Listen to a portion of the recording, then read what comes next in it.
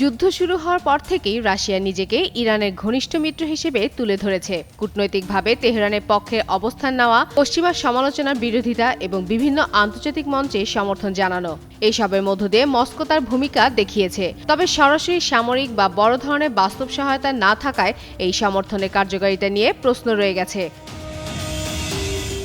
এদিকে যুদ্ধের মধ্যেই ইরানে এসেছে ঈদ ও পারস্য নববর্ষ নওরোজ। সাধারণত উৎসবমুখর এই সময় এবার কাটছে উদ্বেগ, নিরাপত্তা ঝুঁকি এবং অর্থনৈতিক চাপের মধ্যে। অনেক মানুষ স্বাভাবিক আনন্দ থেকে বঞ্চিত হয়ে অনিশ্চয়তার মধ্যে দিন পার করছেন।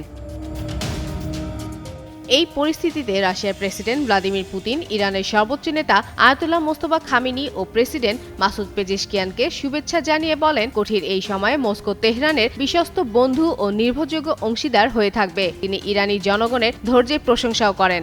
গরমে আরাম নিয়ে হবে না হাহুতাশ, ঘুরলে পরে ওয়ালটন ফ্যান বাতাস আর বাতাস। তবে রাশিয়ার সমর্থনের গভীরতা নিয়ে তেহরানে প্রশ্ন উঠেছে। কিছু ইরানি সূত্র জানিয়েছে, 1979 সালের বিপ্লবের পর ইরানের সবচেয়ে বড় এই সংকটে মস্কোর কাছ থেকে তেমন কোনো বাস্তব সাহায্য পায়নি তেহরান। এদিকে রাশিয়া বলছে, যুক্তরাষ্ট্র ও ইসরায়েলের হামলা মধ্যপ্রাচ্যকে অন্ধকারে ঢেলে দিয়েছে এবং বড় ধরনের বৈশ্বিক জ্বালানি সংকট তৈরি করেছে। রুশ পক্ষ ইরানের সর্বোচ্চ নেতা আয়াতুল্লাহ আলী খামেনি হত্যার ঘটনাকে নিষ্ঠুর বলে বর্ণনা করছে। পলিটিকো জানিয়েছে, মস্কো ওয়াশিংটনকে একটি প্রস্তাব দিয়েছিল। সেই প্রস্তাব ছিল, রাশিয়া যদি ইরানকে গোয়েন্দা তথ্য দেওয়া বন্ধ করে তাহলে যুক্তরাষ্ট্র ইউক্রেনকে রাশিয়া সংক্রান্ত গোয়েন্দা তথ্য দেওয়া বন্ধ করবে। কিন্তু যুক্তরাষ্ট্র এই প্রস্তাব প্রত্যাখ্যান করেছে। ক্রেমলিন অবশ্য এই প্রতিবেদনকে ভুয়া বলে উড়িয়ে দিয়েছে।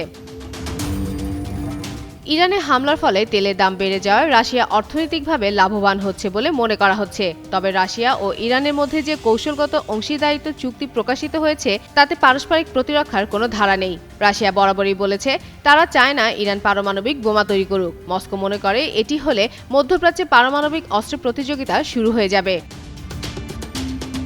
ফাতেমা ফাতেহ জান, যুগান্তর নিউজ।